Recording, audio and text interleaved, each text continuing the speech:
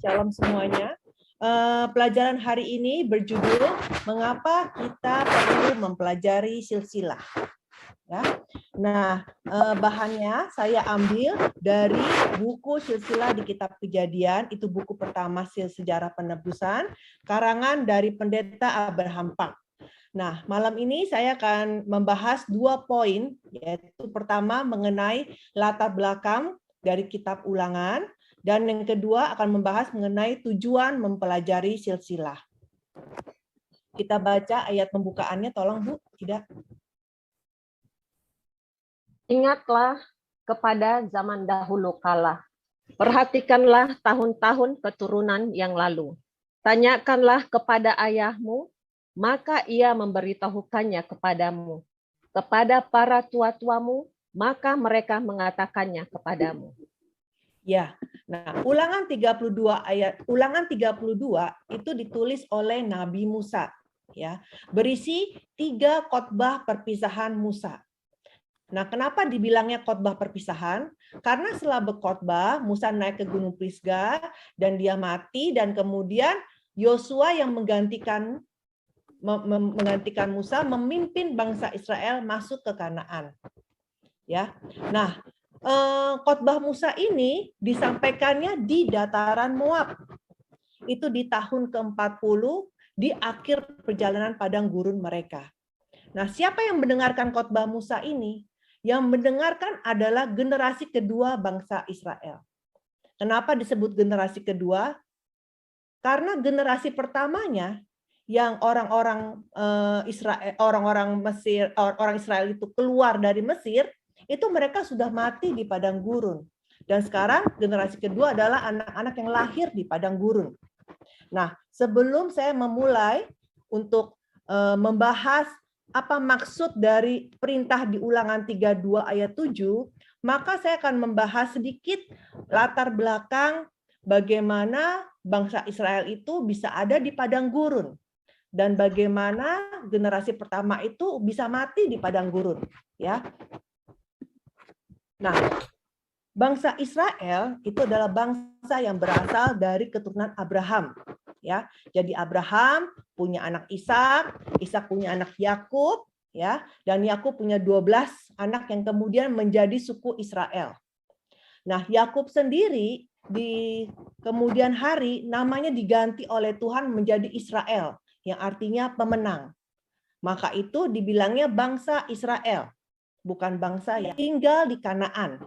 Ya, Abraham, Ishak, Yakub tinggal di Kanaan, ya. Dan ada suatu peristiwa di mana anak ke-11 Yakub yang bernama Yusuf, ini saudara-saudaranya iri hati sama Yusuf, sehingga Yusuf di usia 17 tahun dijual oleh saudara-saudaranya sebagai budak di Mesir. Singkat cerita, Yusuf pada akhirnya menjadi mangku bumi. Apa itu mangku bumi? Mangku bumi itu adalah orang kedua setelah Firaun, ya. Jadi di situ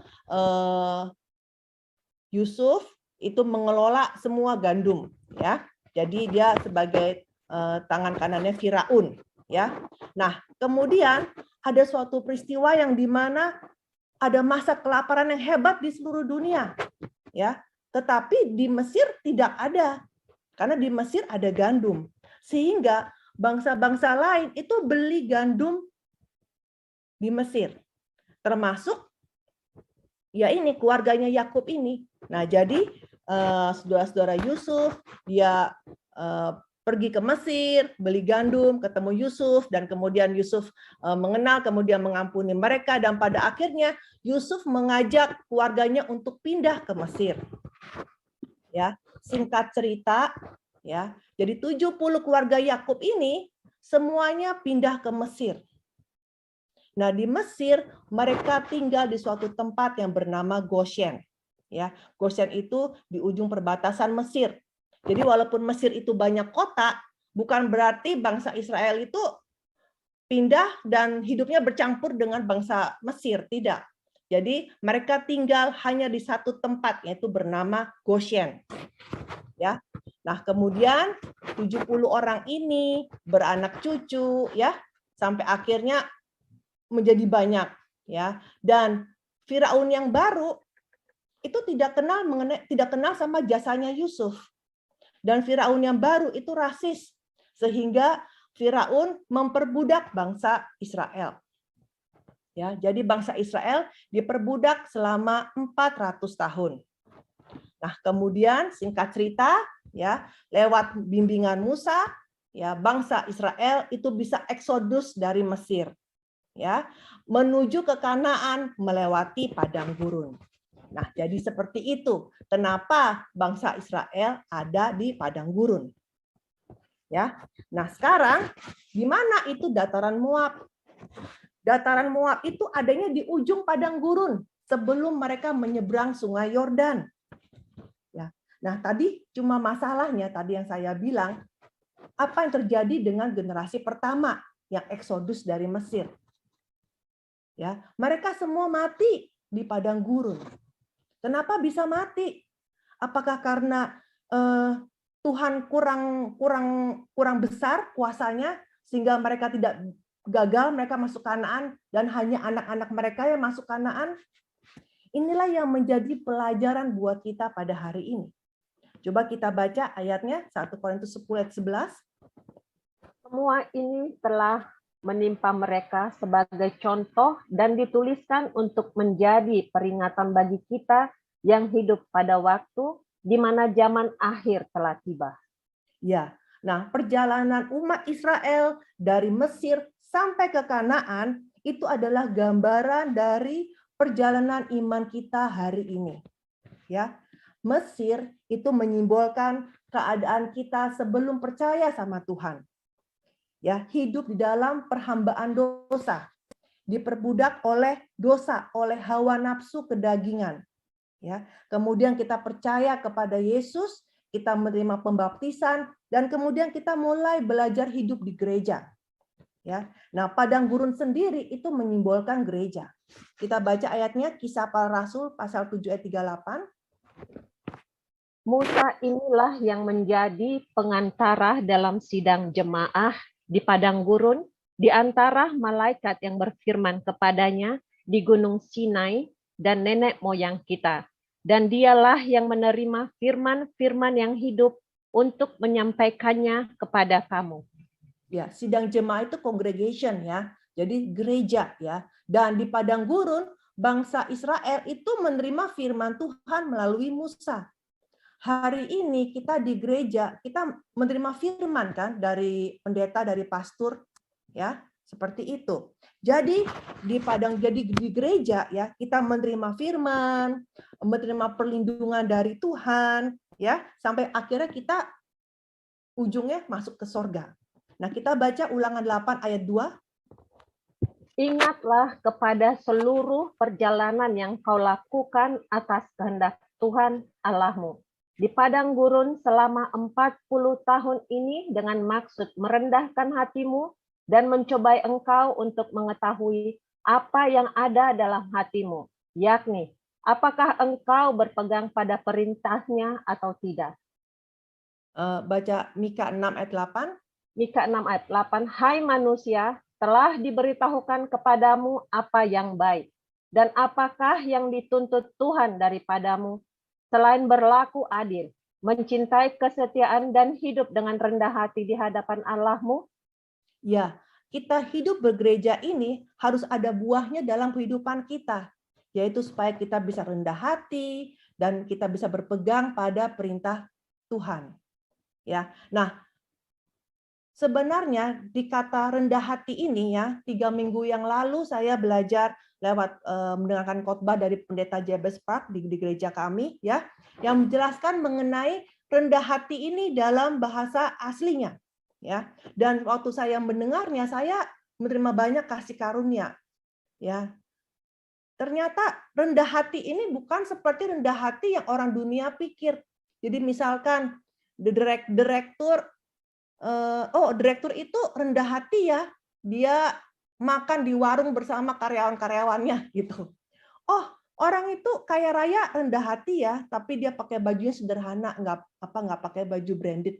Nah, bukan seperti itu rendah hati yang dimaksud di sini. Ya, ternyata rendah hati itu dalam bahasa aslinya itu artinya dipermalukan. Ya, jadi seperti Yesus yang disalib, seperti orang berdosa, padahal dia tidak berdosa, dan dia disalib dengan telanjang bulat, dipermalukan seperti itu.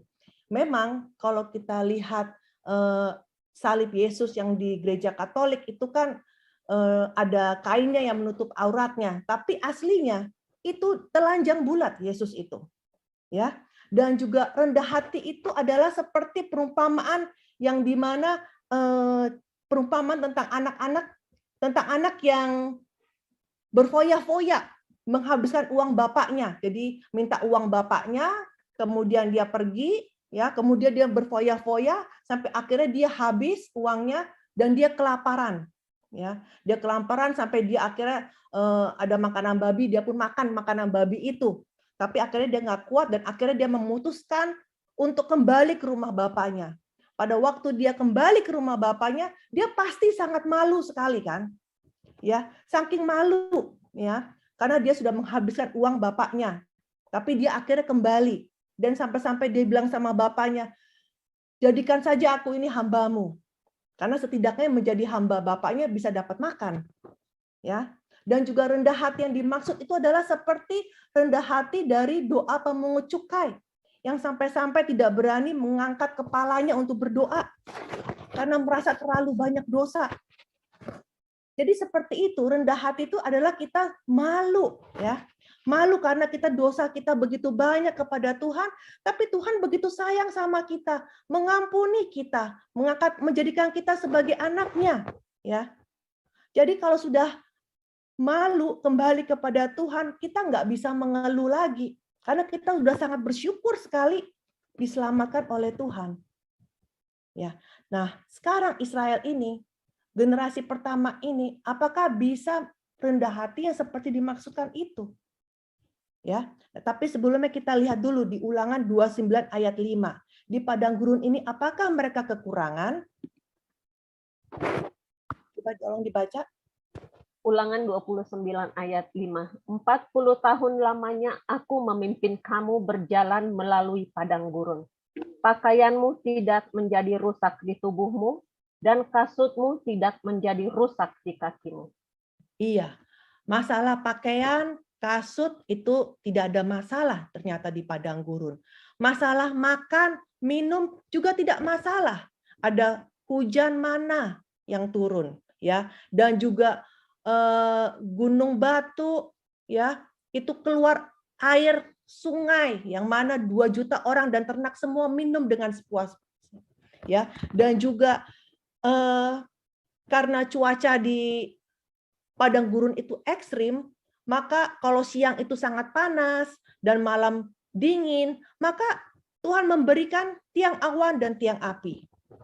Jadi di siang hari ada tiang awan sehingga mereka tidak kepanasan, dan malam hari ada tiang api sehingga mereka tidak kedinginan, dan juga binatang buas tidak mendekati kemah mereka. Ya. Nah, dengan seperti itu, selama di padang gurun, Tuhan bersama mereka. Immanuel, ya, tiang awan, tiang api ini adalah lambang Immanuel, ya, menjaga dan melindungi mereka. Sama kita juga hidup bergereja, Immanuel sama Tuhan, dilindungi oleh Tuhan. Tetapi apakah umat Israel itu bersyukur kepada Tuhan? Kan itu pertanyaannya. Coba kita lihat, coba kita baca. Bilangan 14 ayat 26 sampai 29. Lagi difirmanlah Tuhan kepada Musa dan Harun. Ayat 27. Berapa lama lagi umat yang jahat ini akan bersungut-sungut kepadaku? Segala sesuatu yang disungut-sungutkan orang Israel kepadaku telah kudengar. 28. Katakanlah kepada mereka, demi aku yang hidup, demikianlah firman Tuhan, bahwasanya seperti yang kamu katakan di hadapanku, demikianlah akan kulakukan kepadamu. Ayat 29. Di padang gurun ini bangkai-bangkaimu akan berhantaran, yakni semua orang di antara kamu yang dicatat, semua tanpa terkecuali yang berumur 20 tahun ke atas, karena kamu telah bersungut-sungut kepadaku. Ya, jadi walaupun mereka menikmati Immanuel dari Tuhan itu, tetapi mereka bersungut-sungut kepada Tuhan. Dan juga di ayat 28 dikatakan, seperti yang kamu katakan di hadapanku, demikianlah akan kulakukan kepadamu. Memangnya bangsa Israel ngomong apa? Nah, coba kita lihat di ayat-ayat sebelumnya, di ayat 2. Bilangan 14 ayat 2, bersungut-sungutlah semua orang Israel kepada Musa dan Harun. Dan segenap umat itu berkata kepada mereka, ah, sekiranya kami mati di tanah Mesir atau di padang gurun ini. Ya, jadi mereka bersungut-sungut kepada Musa. Mereka bilang, udahlah, kita mati aja lah di padang gurun ini. Dan Tuhan bilang, oh kamu mau mati? Ya mati saja. Seperti itu. Jadi Tuhan menghukum sesuai dengan perkataan mereka. Ya, karena itulah mereka harus mengembara selama 40 tahun sampai bangkai-bangkai mereka mati, satu persatu mati. Ya. Sebenarnya mereka ke Kanaan tidak perlu sampai 40 tahun di padang gurun kalau mereka taat. Nah, kita pun bisa saja seperti bangsa Israel. Kita sudah bergereja bertahun-tahun, tapi bisa saja kita selalu saja mengeluh, ya. Kita tidak pernah puas, uangnya selalu kurang, mengeluh mengenai pekerjaan kita, bisnis kita, bos kita, mengenai suami kita, istri kita, anak, mertua, mantu, ya. Mengeluhnya memang tidak secara langsung kepada Tuhan, tapi kita mengeluh sama teman. Kita bilang curhat, tetapi ujung-ujungnya mengeluh juga.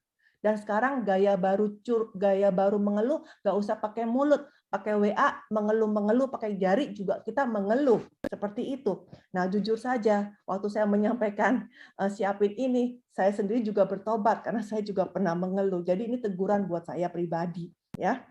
Nah, di sini bangsa Israel sebenarnya mengeluh kepada Musa, tetapi Tuhan bilang apa? Mereka menista aku, katanya. Coba tolong dibaca. Bilangan 14 ayat 11. Tuhan berfirman kepada Musa, berapa lama lagi bangsa ini menista aku? Dan berapa lama lagi mereka tidak mau percaya kepadaku? Sekalipun sudah ada segala tanda mukjizat yang kulakukan di tengah-tengah mereka. Ya, jadi kalau hari ini kita suka dengan mukjizat, ya, itu percuma. Karena ujung-ujungnya pasti mengeluh juga. Karena mukjizat tidak datang setiap hari, ya. Dan kita harus belajar dari bangsa Israel, ya. Tuhan mendengar setiap kata-kata yang diucapkan oleh manusia. Kita baca Matius 12 ayat 36.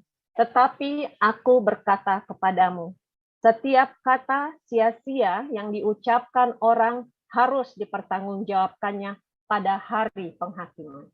Ya, kata sia-sia itu maksudnya kata-kata yang sembarangan. Misalkan kita bilang, aku lagi sial ini, ya sial beneran, karena sesuai dengan kata-kata kamu seperti itu. Jadi kita mesti lebih mengontrol ya kata-kata dari sekarang ya.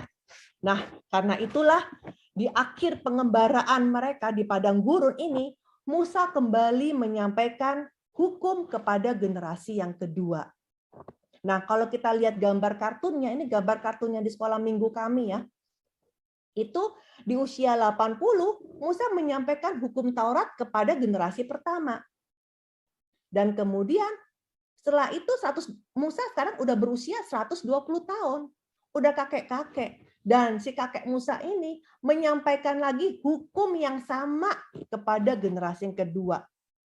Jadi ini bukan firman yang baru, hukum yang baru, tapi ini semua firman yang sama. Makanya dibilang kitab ulangan, diulang. Ya, makanya mungkin buat yang baru pertama kali membaca Alkitab, mungkin bingung ya waktu baca kitab ulangan, kok kayaknya peristiwa ini saya pernah baca ya di mana ya, di kitab Keluaran apa gimana ya, itu karena lagi diulang gitu. Seperti itu, ya. Nah, di sini Musa ini lagi menanamkan ya ke dalam hati generasi kedua itu mengenai kebenaran Tuhan ya. Bagaimana Allah itu berdaulat di dalam sejarah ya. Bagaimana Allah itu sumber dari segala berkat ya. Jadi dengan hati yang cemas itu Musa menyampaikan semua pesan-pesannya, pesan-pesan akhirnya Ya, Musa bilang, ingat kepada zaman dahulu kala. Ingat kepada semua pelajaran yang telah kamu belajar selama ini.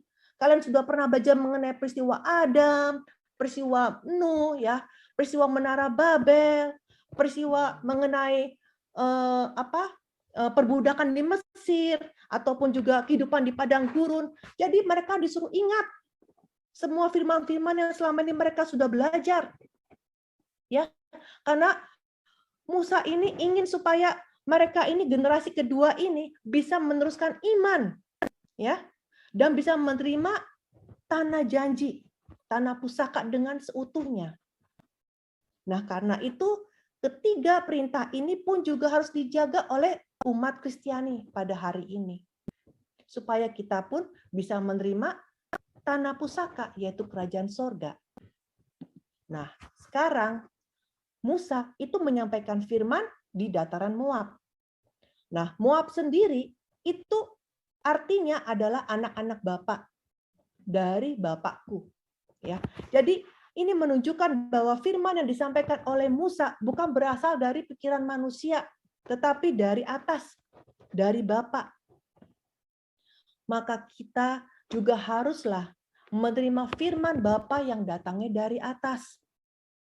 Nah, jadi seperti itu latar belakang dari kitab Ulangan, ya. Bagaimana akhirnya Musa bicara kepada generasi yang kedua. Ya, semoga dimengerti latar belakang dari kitab Ulangan ini. Nah, sekarang kita akan membahas mengenai poin yang kedua, tujuan kita mempelajari silsilah. Nah, di kitab Ulangan, ya, pasal paling penting adalah pasal 32. Dan dari pasal 32 paling penting adalah ayat 7 yang tadi kita baca sebagai ayat pembuka. Ya.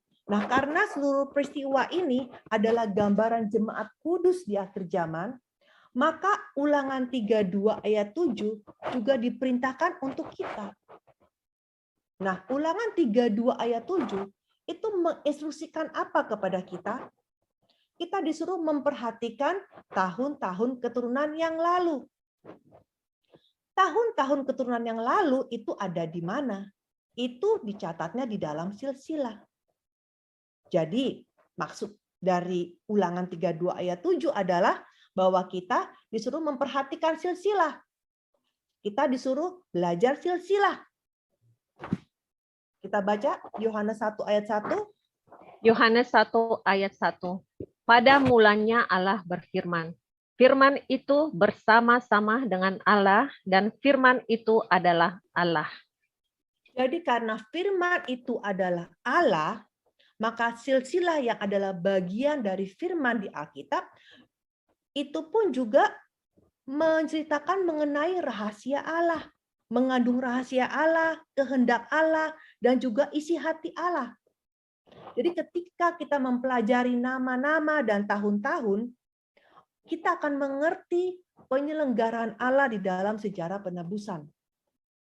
Nah, sekarang Musa suruh kita memperhatikan silsilah. Tetapi kalau kita lihat di Perjanjian Baru, Rasul Paulus bilang, hindarilah silsilah, jangan dipelajarin silsilah.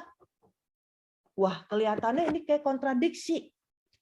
Ya, coba kita baca ayat ini, Timotius dan Titus.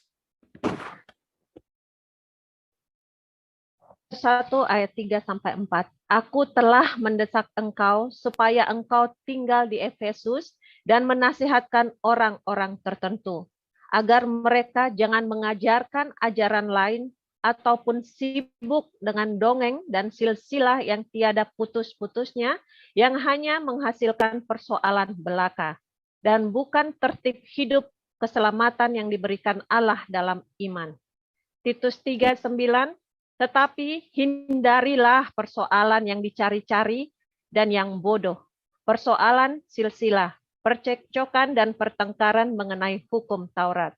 Karena semua itu tidak berguna dan sia-sia belaka. Ya, ini yang menulis Rasul Paulus. Jadi Rasul Paulus bilang, jangan mengajarkan silsilah. Hindarilah persoalan silsilah. Nah, kalau kita sudah lihat begini, wah, bingung ya. kita bisa saja salah paham sama Alkitab, ya. Tetapi karena itulah kita harus belajar dari bahasa aslinya. Nah, tadi Perjanjian Baru ditulis dalam bahasa Yunani, ya. Bulan lalu kita sudah belajar itu. Nah, kata silsilah dalam bahasa Yunani ternyata ada dua, ya. Genealogia itu bicara mengenai silsilah manusia yang tadi kita baca ayatnya. Kemudian ada lagi yang silsilah genesios, yang artinya silsilah Tuhan. Itu ada di Matius 1 ayat 1.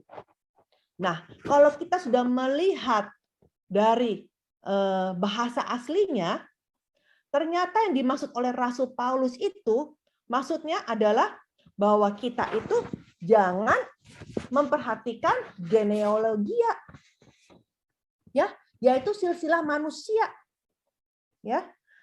Orang-orang dunia memang memperdulikan silsilah manusia, bibit, bebet, bobot, ya kan? Untuk cari mantu, ya, mereka mau tahu ini anaknya siapa, bapaknya siapa, engkongnya siapa, suku dari mana, ya. Tetapi genesios, silsilah Tuhan, ya, Alkitab malah menyuruh kita memperhatikannya dan mempelajarinya. Dan kalau tidak tahu, tanya sama para senior. Seperti itu. Ya. Nah, sekarang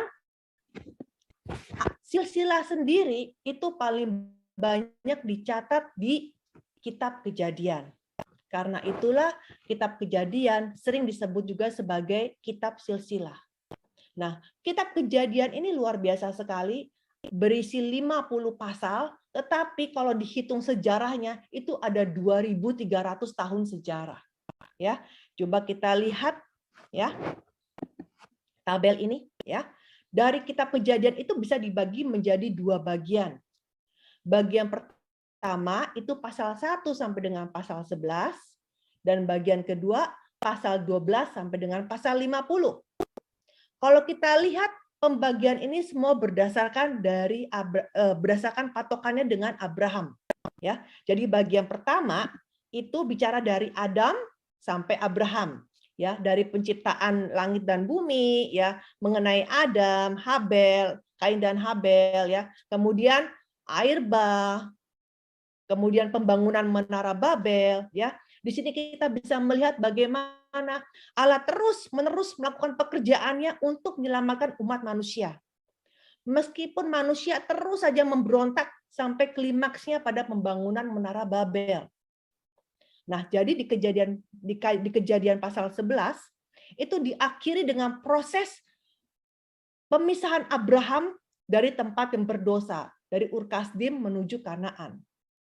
Nah, kemudian di bagian yang kedua, pasal 12 sampai 50, ini bicara tentang 4 bapak leluhur, Abraham, Ishak, Yakub, dan Yusuf. Ini bicara mengenai kelahiran dari bangsa Israel. Ya. Nah, kalau Anda lihat begini, bagian pertama cuma 11 pasal, tapi bicaranya udah 2000 tahun. Mencakup 2000 tahun sejarah. Berarti di bagian pertama ini lebih banyak ada silsilah-silsilahnya. Jadi sejarah-sejarah itu dipadatkan di dalam silsilah.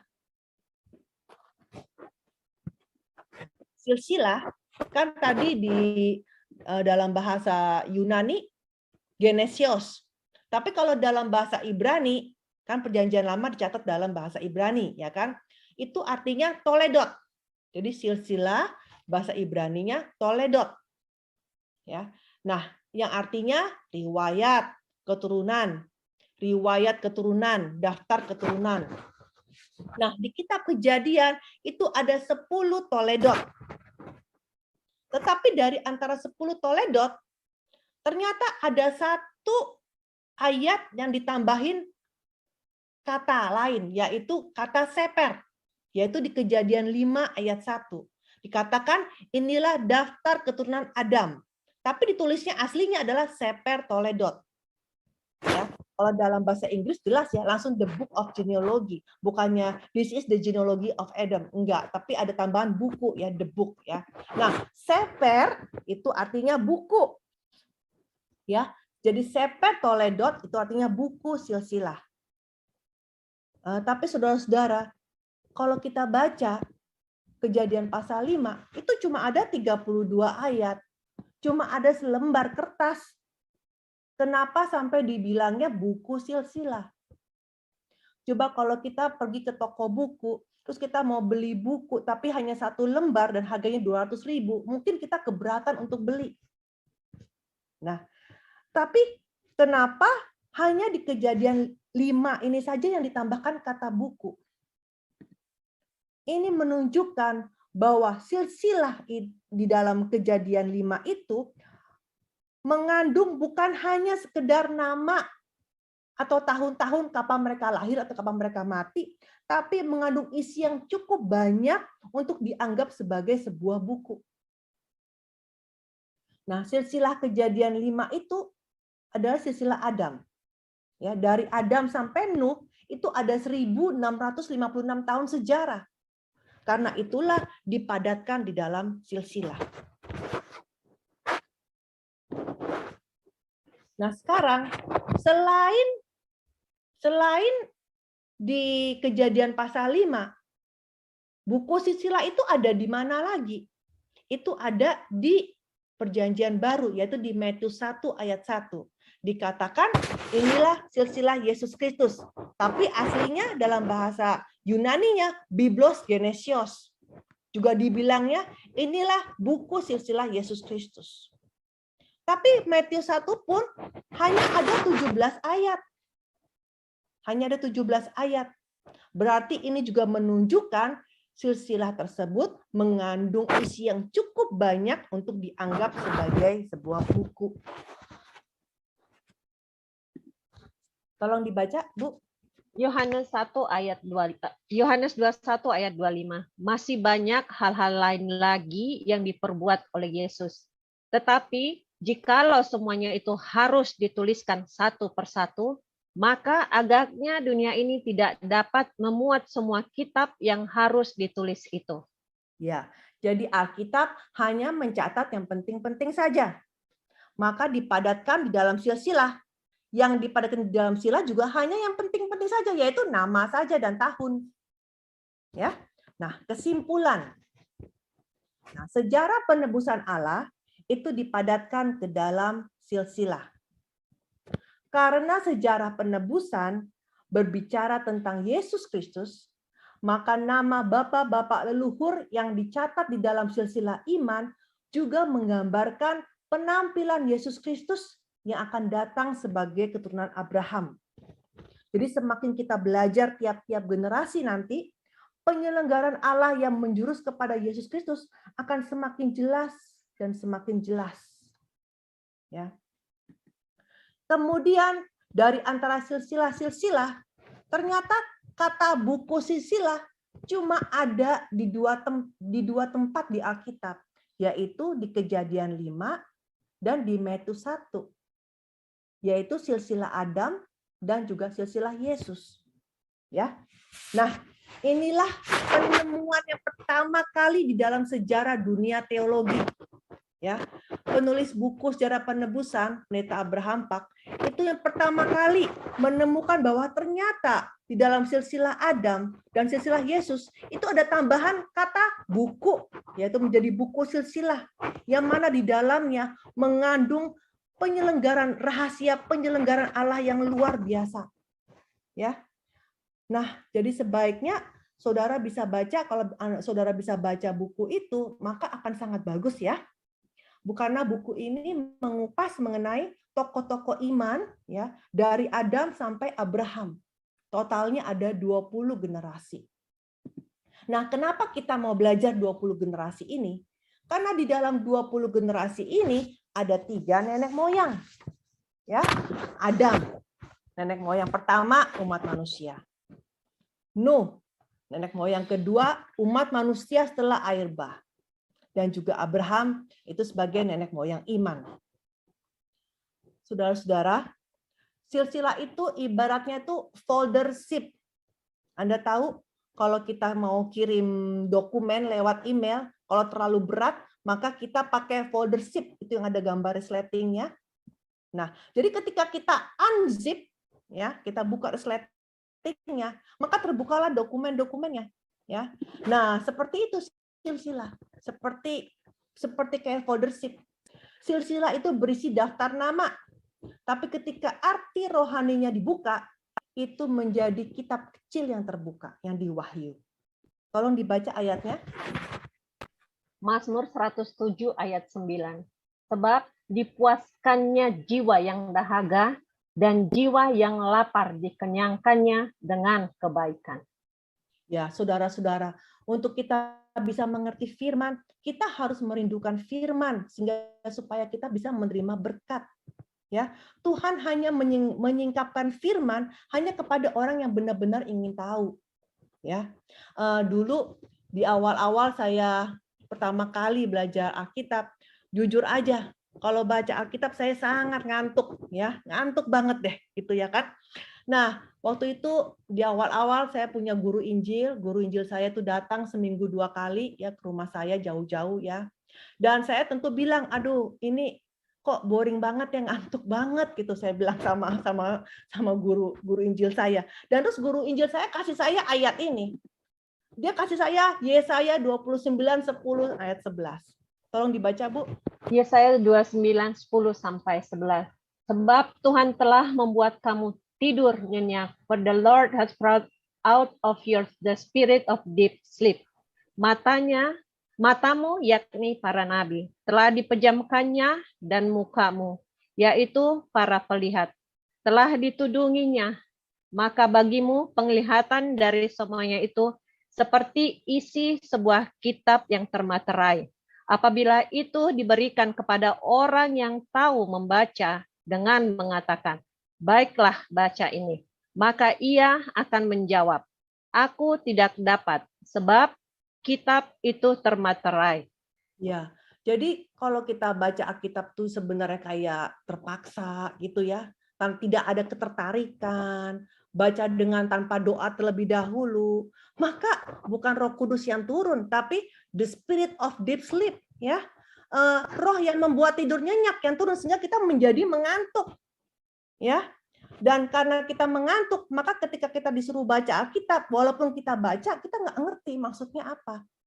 Ya, itu seperti kayak kita ada peta harta karun, ya, disuruh lihat peta harta karun, tapi kita tidak mengerti ini kode-kodenya apa. Ada kode silang, kode segitiga, kode kotak, ada warna merah, misalkan kita nggak ngerti, dan kita juga nggak bisa dapat harta karun itu karena kita nggak tahu kode-kodenya. Nah, sama seperti itu, Alkitab itu termeterai, ya, termeterai dengan perumpamaan, yang mana kalau kita hanya dengan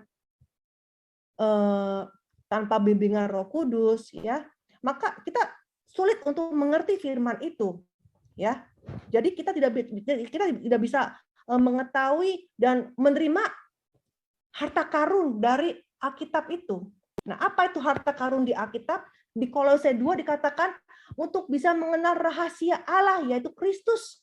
Di dalam Dialah tersembunyi segala harta, hikmat, dan pengetahuan. Dan dari hikmat dan pengetahuan yang Allah berikan ini, maka kita bisa meroleh kekayaan dan juga kemuliaan yang berasal daripadamu. Seperti itu. Jadi harta karun, berkat sorga dan berkat bumi.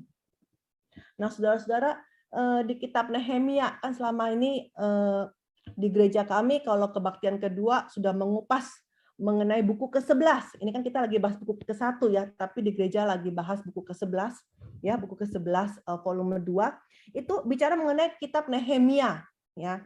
Itu setelah pemulangan ketiga bangsa Israel dari Babel, kan mereka membangun kembali tembok kota ya. Kemudian mereka melakukan pentahbisan ya. Coba kita lihat ini. Mereka itu berkumpul dari subuh hari ya. Coba tolong dibaca, Bu.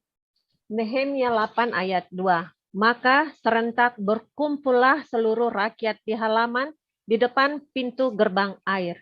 Mereka meminta kepada Ezra, ahli kitab itu, supaya ia membawa kitab Taurat Musa.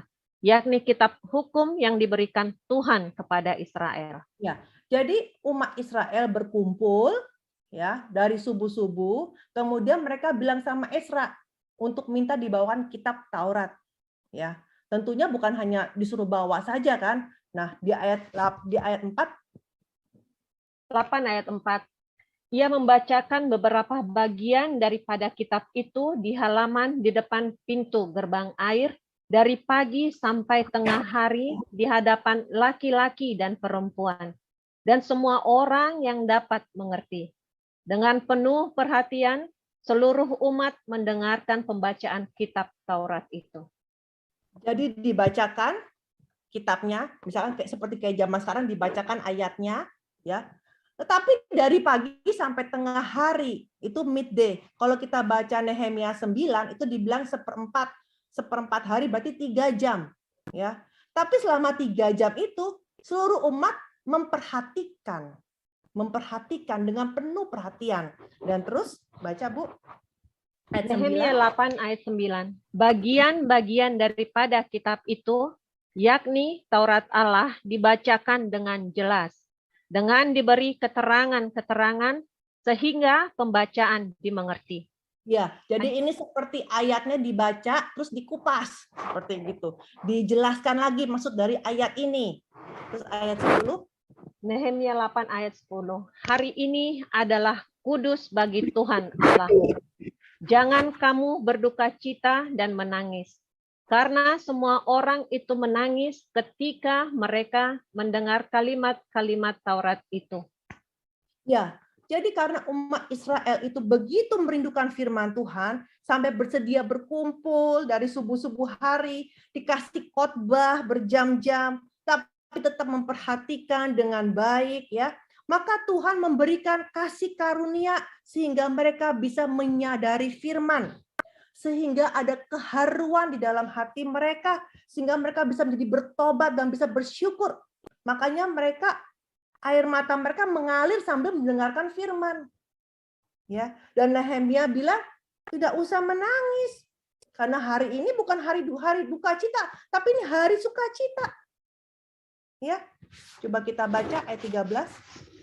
Nehemia 8 ayat 13.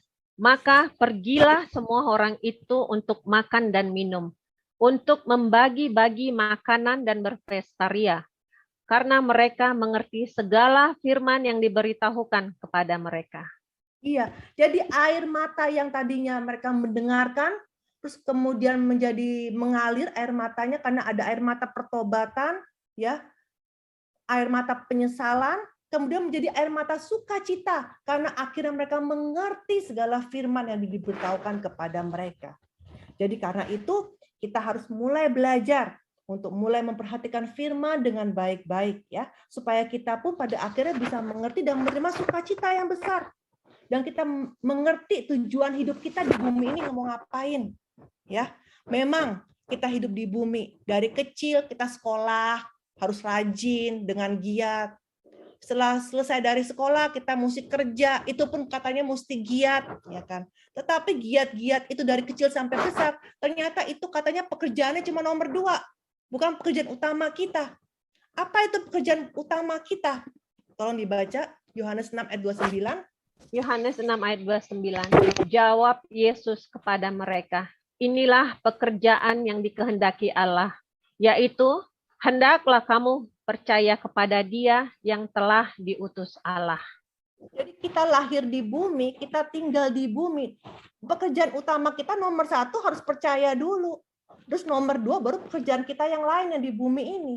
Seperti itu. Dan ketika kita percaya, maka pada akhirnya kita bisa menerima hidup kekal di sorga. Itulah tujuannya. Ya. Nah, pelajaran hari ini kita sampai di sini dahulu. Pertemuan berikutnya kita akan belajar tentang penciptaan Adam. Mari kita berdoa. Halo Bapak, terima kasih ya Bapak atas firman-Mu yang telah mengajarkan kami betapa pentingnya mempelajari sisilah Tuhan. Bapak, tolong bantu kami untuk kami bisa mencabut segala akar kemalasan yang membuat kami menjadi malas untuk mengenal Engkau.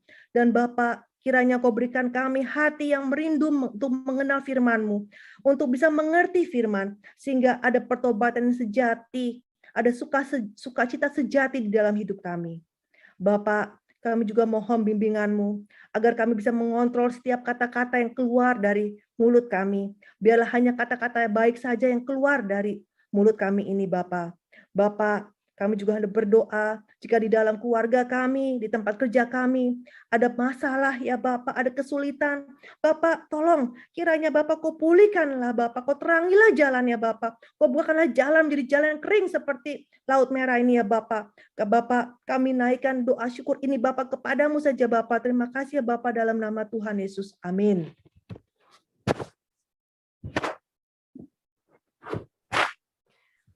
Amin.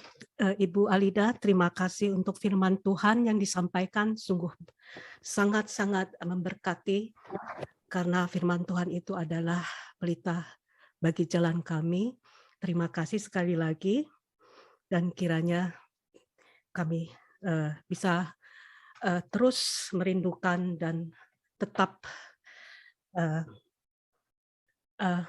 mau mempunyai hati untuk membaca firman Tuhan.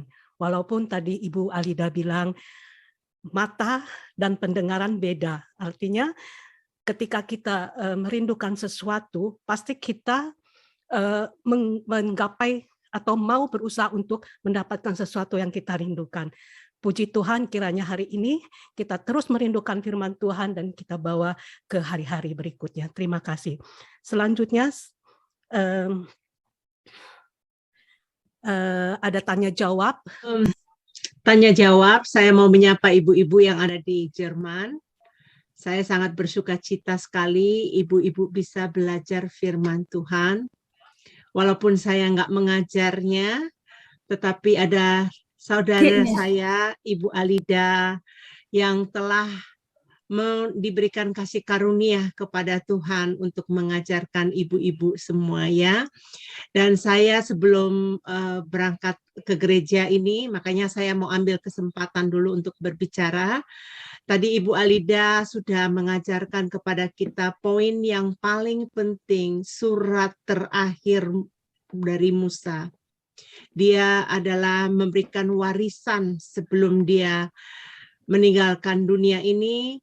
Dia memberikan intisari dari kitab Ulangan itu, ada di kitab Ulangan 32 ayat 7 tadi. Ada 3 perintah yang dia berikan di sana. Dia berkata, ingatlah kepada zaman dahulu kala. Nanti ibu-ibu akan mempelajarinya, apa zaman-zaman yang di masa selama 2.300 tahun dari yang tadi periode yang Ibu Alida ajarkan itu banyak sekali yang akan mempengaruhi hidup kita, termasuk saya pribadi. Itu saya banyak belajar untuk melepaskan segala keegoisan saya, melepaskan kebodohan saya, melepaskan ketidakpedulian saya tentang surat Alkitab, surat cinta Tuhan ini. Ya, jadi seperti yang saya katakan kepada ibu-ibu dulu waktu saya ajar, kitab Kejadian sampai kitab Wahyu itu adalah isi hati Tuhan untuk menyatakan satu tokoh di sana, yaitu Yesus Kristus. Kemudian ada perintah kedua yang dikatakan, perhatikanlah tahun-tahun dari keturunan yang lalu. Nanti ada di kitab Kejadian 5, Ibu Alida akan menjabarkan lebih luas lagi. Dan poin yang ketiga, perintahnya katanya, tanyakanlah kepada ayahmu. Nah, di sini ada sedikit perubahan buat kita di sini. Kita akan tanyakan kepada siapa? Tanyakan kepada Ibu Alida. Jadi nanti dia kalau ada pertanyaan yang kira-kira belum begitu mengerti, pengganti ayah kita di sini adalah Ibu Alida. Setuju? Angkat jempol. Angkat jempol ya. Puji Setuju. Tuhan. Jadi doakan untuk Ibu Alida sehat terus ya, ibu-ibu yang di Eropa, supaya nanti di kemudian hari Ibu Alida terus diberi kekuatan, kasih karunia, supaya kita terus bisa melayani di KTB. Saya pribadi, Ibu Alida, saya mengucap syukur dan berterima kasih atas kesediaan Ibu Alida untuk mengajar di KTB ini. Saya membuka untuk ruang pertanyaan, silakan.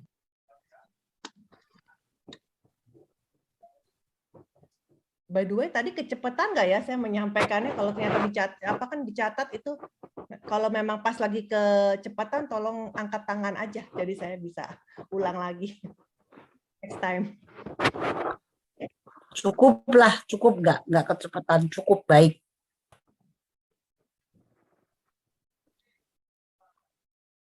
Cukup baik dan lengkap saya rasakan semua ini. Makasih. Dan kenapa tadi saya kasih latar belakang kitab Ulangan?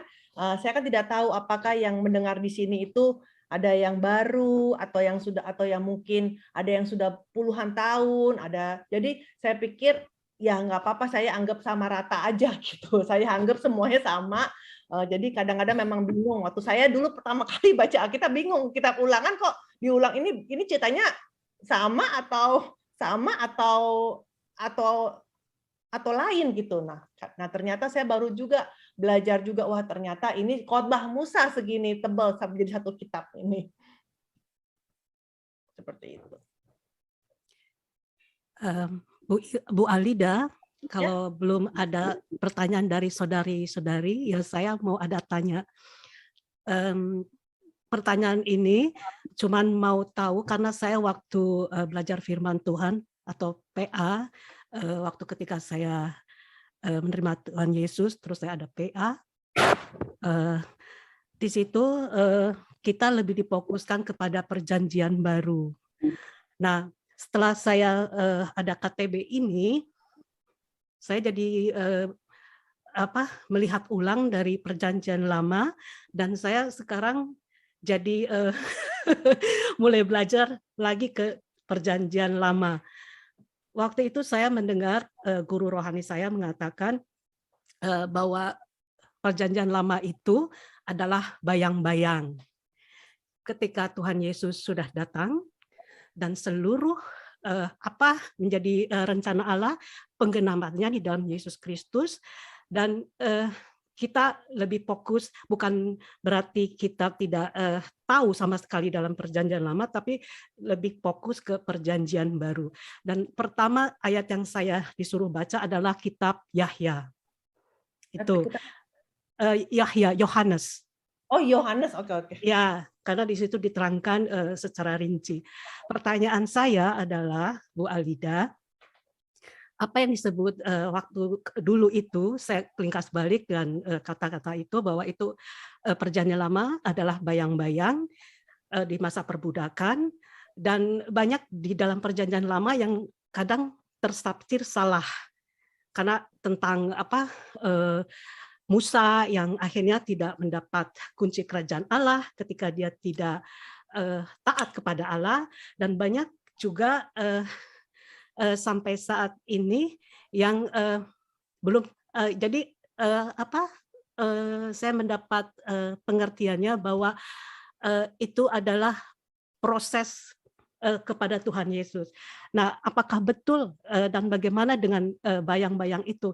Karena sekarang kan kita lagi belajar kita kembali ringkas balik ke perjanjian lama untuk mendapatkan dasar kepada perjanjian baru. Terima kasih Bu Alida, itu aja pertanyaannya.